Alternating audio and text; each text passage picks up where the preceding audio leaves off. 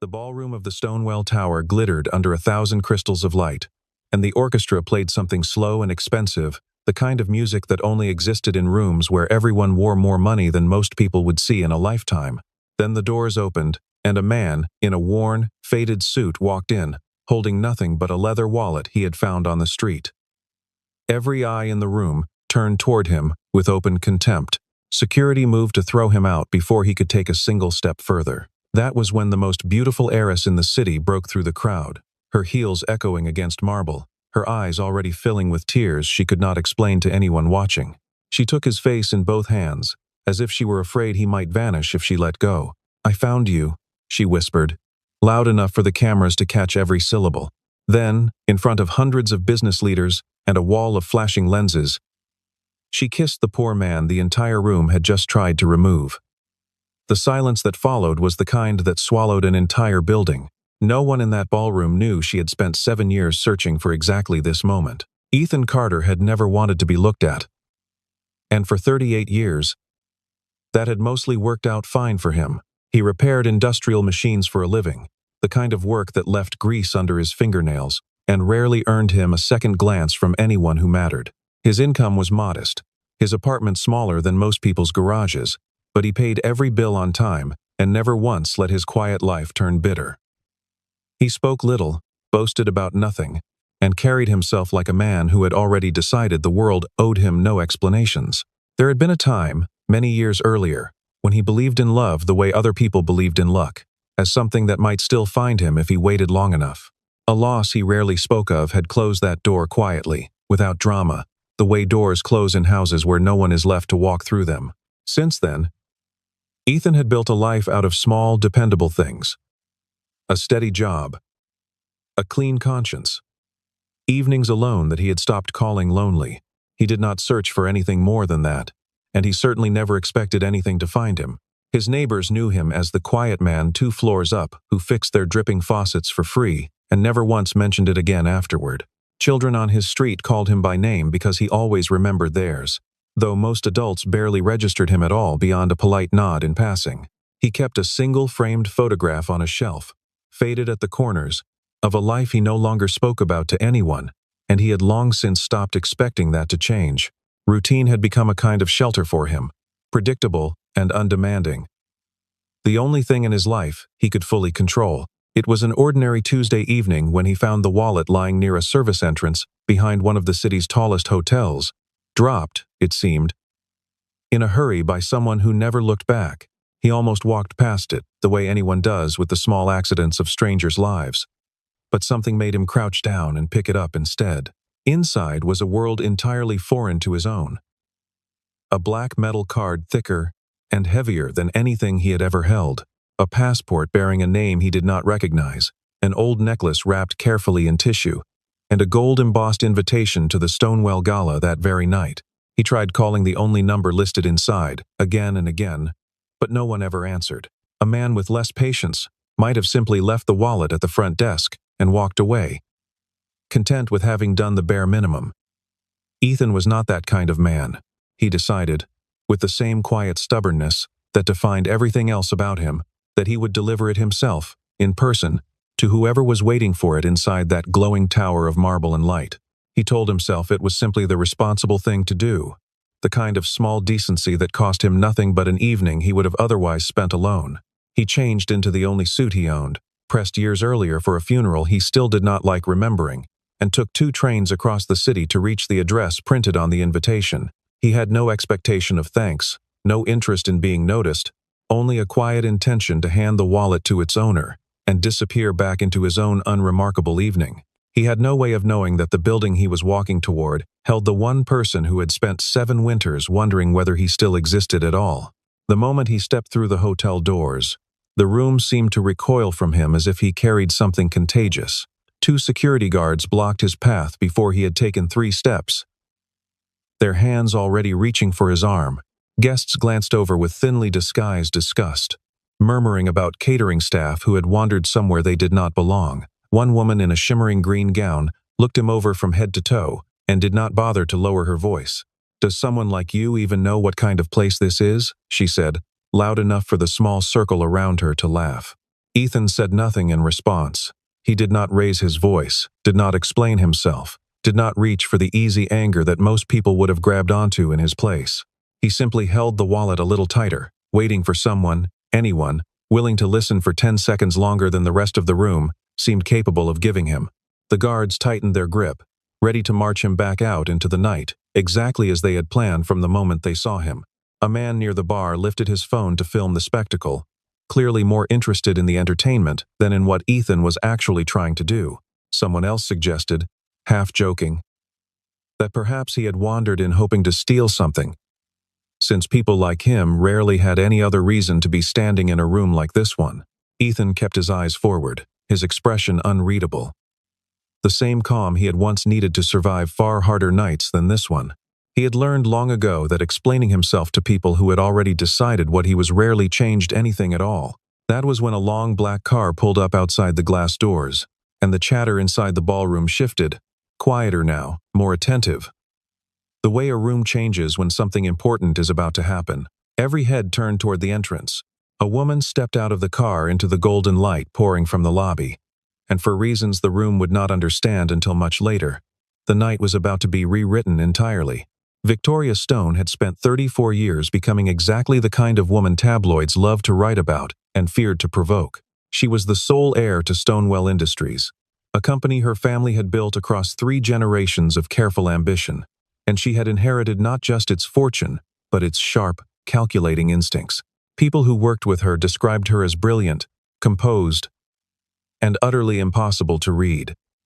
There had never been a single scandal attached to her name, not one leaked photo, not one whispered affair, nothing the press could ever sink its teeth into. Beneath that polished exterior was a woman who had not allowed herself to love anyone in 7 years, not because she lacked the capacity, but because she had never stopped looking for someone the rest of the world insisted did not exist. Colleagues assumed her solitude was simply the price of ambition, the natural result of a woman too busy building an empire to bother with romance. None of them knew that somewhere beneath every merger and every board meeting, she carried a memory she had never once managed to set down. She had been offered, over the years, every introduction her social circle could arrange. Sons of senators, heirs to shipping fortunes, men who looked perfect on paper and felt like nothing at all in person. She turned down each one politely, citing work, citing timing, citing anything other than the truth she rarely admitted, even to herself. Her closest assistant, a sharp young woman named Claire, who had worked beside her for nearly 5 years, was the only person who knew about the necklace Victoria kept locked in a drawer of her office desk. Even Claire had stopped asking questions about it long ago, having learned that some subjects simply remained closed, no matter how gently she approached them. She entered the gala that evening exactly as she always did, with the practiced calm of someone who had learned to walk into any room and own it instantly. Then her gaze drifted toward the small commotion near the entrance, toward a man in a faded suit being restrained by 2 guards twice his size, and something in her chest seized so violently that the wallet she had been holding in her own hand slipped from her fingers and hit the floor. She did not move for several seconds, frozen in place while the rest of the room continued its meaningless conversations around her. Her eyes had gone glassy, rimmed with a redness that no makeup could explain away.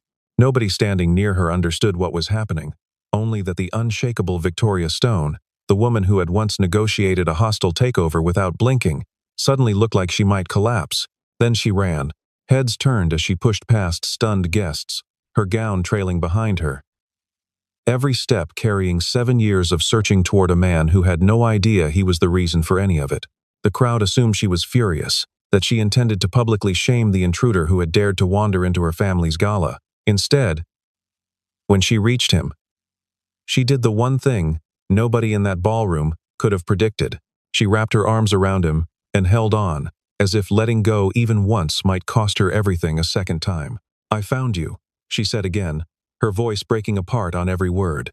Then she kissed him, slowly, deliberately, in front of every camera, every reporter, every shareholder who had ever doubted her judgment. The ballroom fell into a silence so complete that the orchestra forgot to keep playing.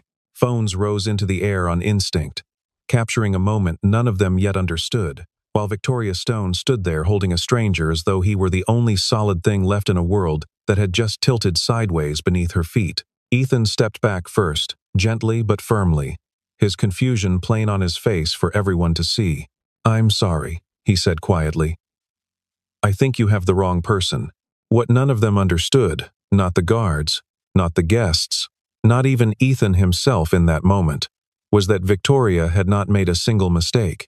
7 years earlier, in a winter so brutal that rescue teams had eventually called off the search, she had been hiking alone through a remote mountain range when the trail beneath her gave way without warning. She fell hard, lost her radio in the snow, and lay there for hours believing, with a calm that frightened her more than the pain did, that she was simply going to die quietly in the cold. A maintenance technician working on a nearby relay station had heard something faint carried on the wind and gone to investigate against his own better judgment. He found her half-buried, barely conscious, and carried her back to the only shelter he had, a small cabin meant for storing equipment, not for housing a stranger fighting to stay alive. For 3 days, he kept her warm, fed her what little food he had, and watched over her through a storm that made any rescue attempt impossible. The cabin had no heat beyond a small portable stove, and whatever blankets he could find stacked in a supply closet meant for machine parts, not people. He stayed awake most of the first night, checking her breathing, terrified that the cold had already done more damage than either of them could see. By the second day, she had regained enough strength to speak in full sentences, and they talked for hours about nothing important, the kind of conversation that exists only between two people who do not expect to see each other again. He told her, without elaborating, that he had lost someone once and had not let himself get close to anyone since. And she remembered that confession long after she had forgotten the exact sound of the storm outside. He never asked her name, and she never offered it, not because either of them wanted secrecy, but because survival had simply left no room for formality. When the weather finally broke and a search party's lights appeared in the distance, he slipped away before they arrived, quietly. The way he did everything, without waiting for thanks or recognition or anything at all. He never knew the woman he saved would one day run a company with his own name, etched somewhere into a debt she could never fully repay. All Victoria carried away from those 3 days was a first name, a worn silver necklace he had pressed into her hand before disappearing into the storm, and the memory of a smile that had somehow made dying feel less frightening. In the years that followed, she hired investigators, quietly, persistently, spending more money chasing a single name than most companies spent on entire departments. Every lead dissolved into nothing. Every winter that passed without an answer convinced her a little more that she might never find him at all. She kept a folder, thick with dead ends, in the bottom drawer of her desk. Maintenance logs that led nowhere. Technicians who shared his first name but not his face. Dead phone numbers and abandoned addresses scattered across half the country. One investigator, after 2 years of fruitless searching, gently suggested that perhaps it was time to let the matter rest, that some people simply vanish from the world without leaving enough behind to be found again. Victoria fired him within the week and hired someone new, unwilling to accept that a man who had once given her every reason to keep living could simply cease to exist on paper. She never told anyone, not even Claire, how many nights she had spent staring at that necklace, wondering if she had imagined more of those 3 days than had actually happened. "I haven't thought about that in a long time," Ethan said carefully, still trying to understand why a stranger's face had just come undone in front of him. He had told himself the truth, mostly. The memory of a stranger he had once carried through a storm had faded into something distant, a story he barely told because there had never seemed to be a point in telling it. He had no idea the woman standing in front of him in diamonds and silk was the same person he had once wrapped in his only blanket, half convinced she would not survive the night.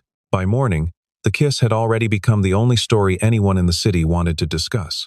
Photographs spread across every screen, accompanied by furious commentary from board members who treated the gala as a sacred ceremony rather than a party.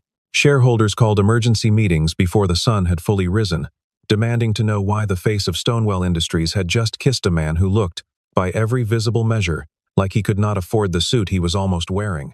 Financial analysts speculated openly about how the incident might affect the company. Several longtime board members, men who had known her since she was a teenager learning the family business, expressed open disappointment, suggesting she had embarrassed not only herself but everyone who had ever vouched for her judgment. Reporters camped outside her apartment building for 2 straight days, hoping to catch some unguarded moment that would explain what they were all calling.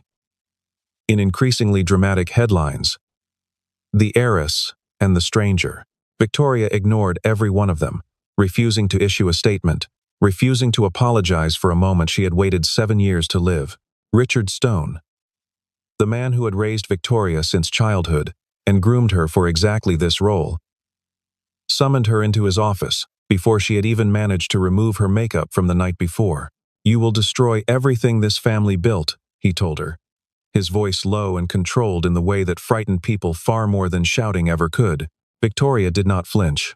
"If it weren't for him," she said, "I would have died on that mountain, and none of this would exist for either of us to argue about." Richard studied her for a long moment, the anger in his expression slowly giving way to something closer to exhaustion. He had built his entire career on controlling outcomes, on never letting emotion interfere with decisions that affected thousands of employees and millions in shareholder value. Watching his daughter choose a stranger over the carefully constructed image he had spent decades protecting felt, to him, like watching the foundation of everything he understood quietly crack apart. Meanwhile, across the city, Ethan had already decided the simplest solution was to disappear from her life as quickly as he had stumbled into it. He had not asked for any of this. The cameras, the headlines, the sudden attention from people who had spent the previous evening looking at him like something to be scraped off the floor. He told himself it was the right thing to do, the kind thing. Sparing her a scandal she had not actually chosen, and he had never intended to cause.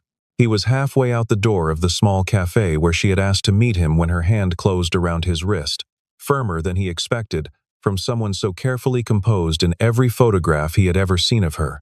"Not this time," she said. "I won't let you disappear on me again." The weeks that followed tested every assumption Ethan had built his life around. Victoria pursued him with a quiet persistence that had nothing in common with the calculated image the press had constructed of her, showing up not with extravagant gifts, but with simple, ordinary requests, asking to share a meal at the kind of diner that had never once hosted a Stone family member.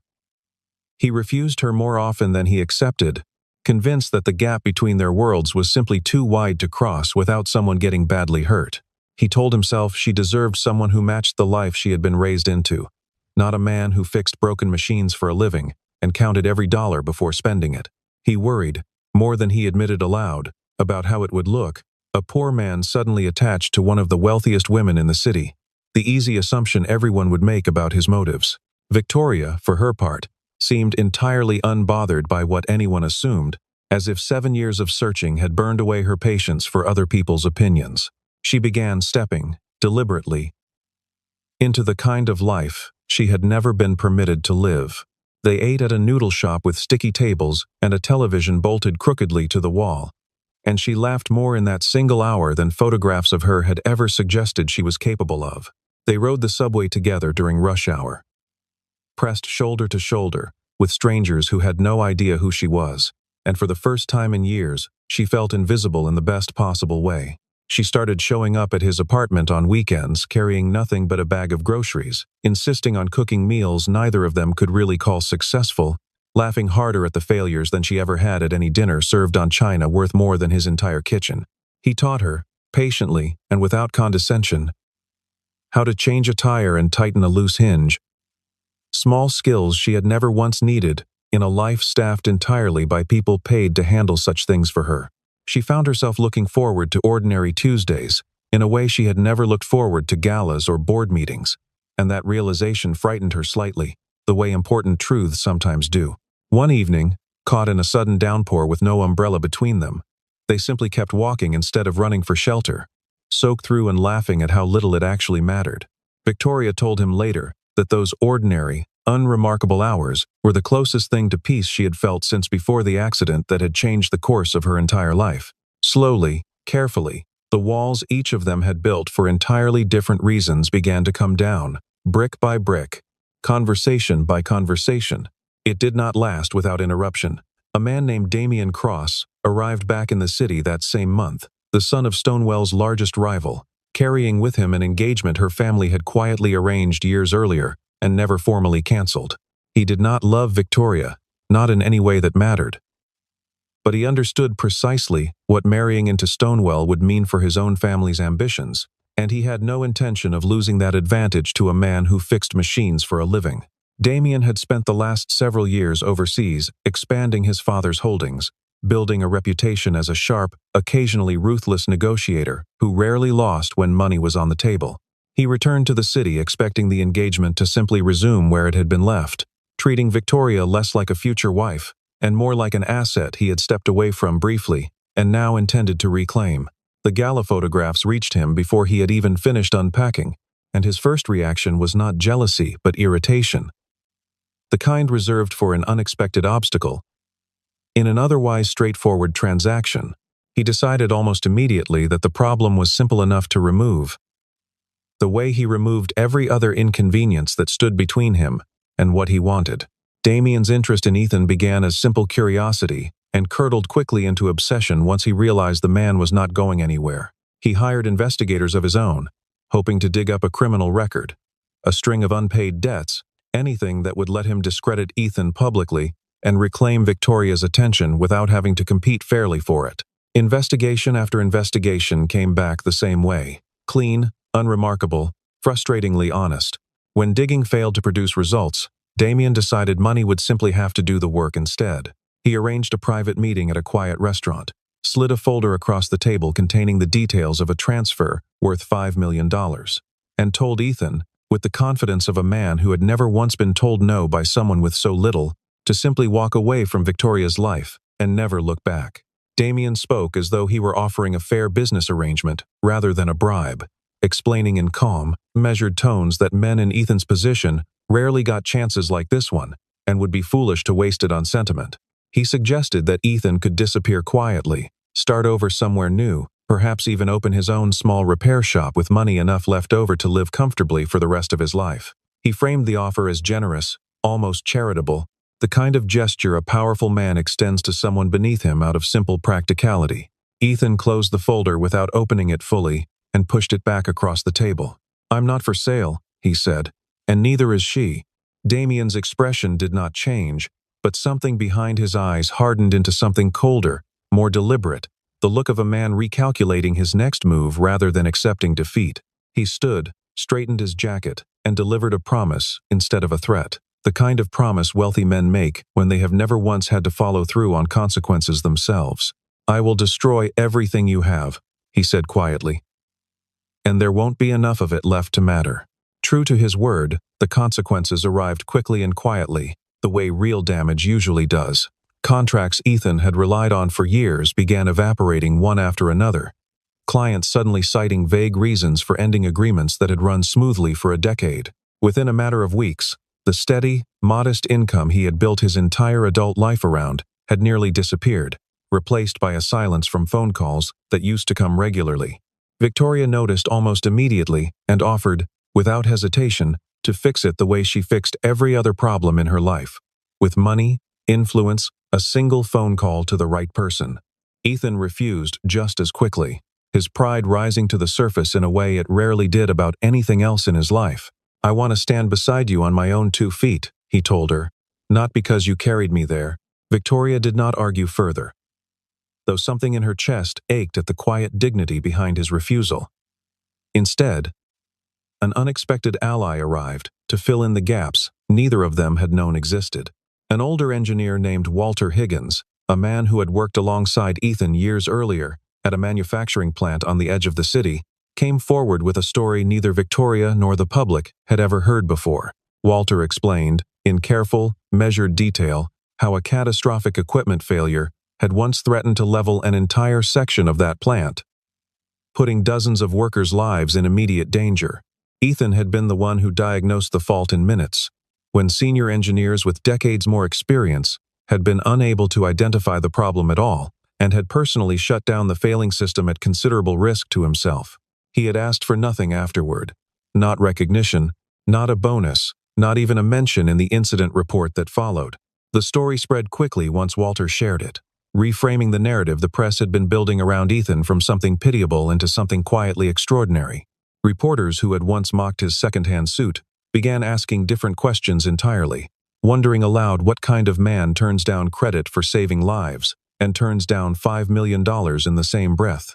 Public opinion, fickle as always, began to shift in his favor, just as quickly as it had once turned against him. The shift could not have come at a more critical moment. Stonewell's flagship manufacturing facility, an enormous automated complex that handled nearly half the company's production, suddenly went dark without warning, every system failing simultaneously, in a way none of the company's own engineers could explain. Losses began accumulating by the millions with every hour the facility remained offline. And not a single specialist Stonewell brought in could identify the cause, let alone a solution. Executives gathered in an emergency operations room, lined with screens, showing nothing but error codes and frozen production lines, voices rising as the hours ticked by without progress.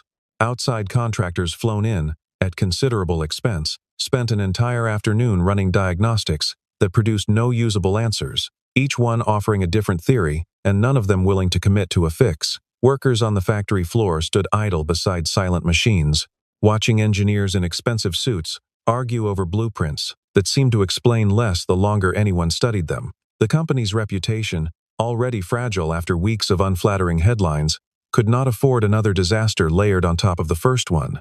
Victoria stood in the control room watching numbers climb in the wrong direction, feeling for the first time in years genuinely powerless against a problem money alone could not solve. It was Walter, again, who suggested the one name nobody else had considered, the same man who had once diagnosed an impossible failure in minutes when everyone around him had given up. Ethan arrived within the hour, said almost nothing, and went straight to work, without waiting for permission or explanation from anyone in the room. He moved through the facility with a quiet, methodical focus that left the company's own senior engineers standing in stunned silence, watching a man they had dismissed weeks earlier work through a problem none of them had been able to touch. Within a matter of hours, the entire system came back online, exactly as it had been before, as if the crisis had simply never happened. He worked through the wiring diagrams with the same unhurried calm he brought to every job, tracing the failure backward through layers of code most of the in-house engineers had never even thought to examine. At one point, he asked for nothing more than a cup of coffee and 20 minutes of silence, and the room, despite itself, gave him exactly that, without argument. When the lights finally flickered back to life across the production floor, a quiet cheer rose from workers, who had spent the entire day standing beside machines that refused to move. The specialists who had spent the previous day failing to find any solution at all stood staring at the readouts in disbelief, slowly piecing together what they were actually looking at. The man everyone had treated as an afterthought was, by every measurable standard, a genuine technical genius, the kind of mind companies spent fortunes trying to recruit and almost never managed to find. Closer inspection of the failure's origin revealed something far more troubling than a simple mechanical fault. The shutdown had not been an accident at all. Evidence buried deep in the system logs traced the sabotage back to an account with access privileges that should never have existed. An account that led, through several careful layers of concealment, directly back to Damian Cross. The man who had tried to buy Ethan's silence and failed had instead chosen to burn down an entire factory's worth of production rather than accept that he had lost. Security footage, recovered during the same investigation, showed an unfamiliar technician entering a restricted server room 2 nights before the failure, wearing a contractor's badge that records later revealed had been issued under a false name. The trail led investigators to a shell company quietly funded through one of Damian's smaller holdings, sloppy enough in its construction that it took barely a day to unravel once anyone bothered to look closely. What had once seemed like an unsolvable mystery collapsed quickly into a straightforward case of corporate sabotage, motivated by nothing more than wounded pride and a refusal to lose gracefully. The exposure could not have come at a worse time for him, with Stonewell's shareholders already gathering for an emergency meeting that had originally been called to address an entirely different controversy. Word of the sabotage spread through the boardroom before the meeting had even officially begun, shifting the entire tone of the gathering from outrage at Victoria's personal life to outrage at the company that had nearly destroyed it from the inside. Inside that boardroom, the pressure on Victoria reached its breaking point. Senior shareholders, many of whom had spent weeks quietly maneuvering against her, presented her with an ultimatum framed as a simple business decision, dressed up in moral language. She could keep her position as the company's next chief executive, or she could keep the man from the gala. But the room made it clear, in no uncertain terms, that she could not have both. One older shareholder, a man who had sat on the board since before Victoria was born, leaned forward and reminded her, almost gently, that legacies took generations to build and only moments to lose. Another suggested that perhaps a quiet, dignified separation, followed by a carefully worded statement, could still salvage the company's reputation if she acted quickly enough. The room watched her with the kind of attention usually reserved for verdicts, certain they already knew which way ambition would eventually pull her. Victoria did not hesitate, not even for the length of a single breath. "I choose the man who saved my life," she said, her voice carrying easily across a room that had gone completely silent waiting for her answer. For a moment, nothing happened, and the silence stretched long enough that some in the room assumed she had simply ended her own career with 11 words. Then, one by one, representatives from several of Stonewall's largest partner companies rose from their seats, each declaring, in turn, their continued confidence in Victoria's leadership and their support for the decision she had just made in front of everyone. The momentum in the room shifted entirely within minutes, the shareholders who had pushed the ultimatum suddenly finding themselves isolated rather than victorious. Evidence of Damien's sabotage, combined with the documented bribery attempt against Ethan, gave the board more than enough justification to act decisively against the very people who had tried to force Victoria's hand. Damien was removed from the building within the hour, facing charges that would follow him far longer than any business deal ever could have. By the meeting's end, Victoria's position as chief executive of Stonewall Industries had been confirmed unanimously. The opposition that had threatened her career just hours earlier scattered and discredited. As the room began to clear, she turned toward the back entrance where Ethan had been quietly waiting, and instead of simply rejoining him, she invited him forward, onto the stage, in front of cameras that had once mocked his second-hand suit. He hesitated only briefly before walking up to stand beside her, and for the first time since the night of the gala, he did not look like a man being dragged into a spotlight he never asked for. Victoria told the room everything then. The avalanche, the storm, the 3 days in a cabin with a stranger who never asked her name, and the 7 years she had spent afterward refusing to believe he simply did not exist. She described the necklace she had carried in every bag she owned since, the investigators she had hired and exhausted, and the quiet certainty that had kept her from ever fully committing to anyone else. By the time she finished speaking, the entire room had risen to its feet, applause rolling through the space in a way that had nothing to do with quarterly earnings or shareholder confidence. Ethan stood beside her, visibly uncomfortable with the attention, and said the only thing that felt true enough to say out loud. "I never imagined helping a stranger could change the entire course of my life," he said. Victoria did not wait for him to say anything more. She knelt down in front of him, in front of everyone, and pulled the old, tarnished necklace from a small box she had carried with her that day for exactly this purpose. "Thank you," she said, "for saving me." This time, it was Ethan who closed the distance between them, and the kiss that followed had nothing rehearsed or accidental about it, only the quiet certainty of two people who had finally stopped running from something they had both wanted for a very long time.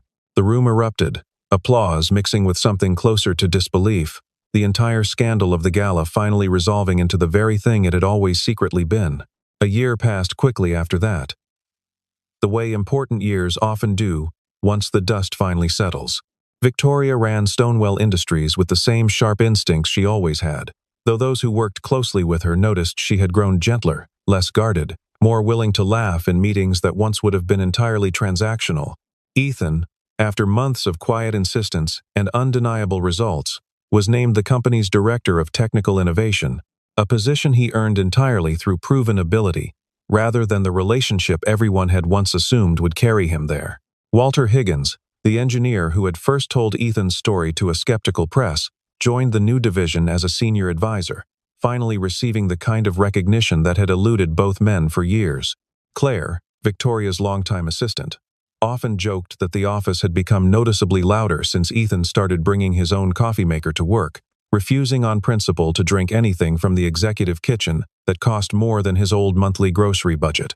Reporters who once mocked his second-hand suit occasionally requested interviews now, hoping he might say something quotable about success. And he usually declined, preferring to let the work speak for itself the way it always had. Together, They founded a scholarship program aimed at skilled laborers and technicians who had never been given the chance to develop their talents the way the world had once almost denied Ethan his own. The program funded training, mentorship, and opportunities for people the industry routinely overlooked. Men and women who fixed things quietly and asked for nothing in return, exactly as Ethan once had. Within its first year, dozens of workers had already passed through programs the foundation sponsored, several going on to roles no one would have predicted for them a decade earlier. One young woman, a former line worker named Megan, who had never finished technical school for lack of money, became the program's first graduate to be promoted into a full engineering role at Stonewell itself. She told a small gathering at the foundation's anniversary dinner that she had almost given up entirely before hearing Ethan's story repeated on the news, the version where a poor man with nothing to offer turned out to be exactly the person an entire company desperately needed. Victoria watched Ethan's face during that speech and noticed, for the first time, that he allowed himself to look genuinely proud of something in public. On a quiet afternoon nearly identical in temperature to the one 7 years earlier, Victoria and Ethan returned together to the same mountain where everything between them had actually begun, long before either of them understood what that beginning would eventually become. The trail looked different now, gentler somehow. Though the cabin where he had once kept her alive through 3 days of brutal cold still stood at the edge of the clearing, weathered but intact. Sunset spread slowly across the valley below them, painting the snow in shades of gold and rose that neither of them bothered to photograph, content simply to watch it happen. Victoria took his hand and smiled, the same smile that had once convinced a half-frozen stranger that surviving might actually be worth the effort. "Back then," she said, "I thought I was the one who got saved." Ethan tightened his grip on her hand, watching the last light fade gently over the ridge where he had once found her half buried in snow, certain she would not survive the night. "No," he said quietly. "That day, we found each other." They stood there a while longer, two figures silhouetted against a fading sky. The noise of boardrooms and headlines and 7 lost years finally settled into something quiet and complete behind them.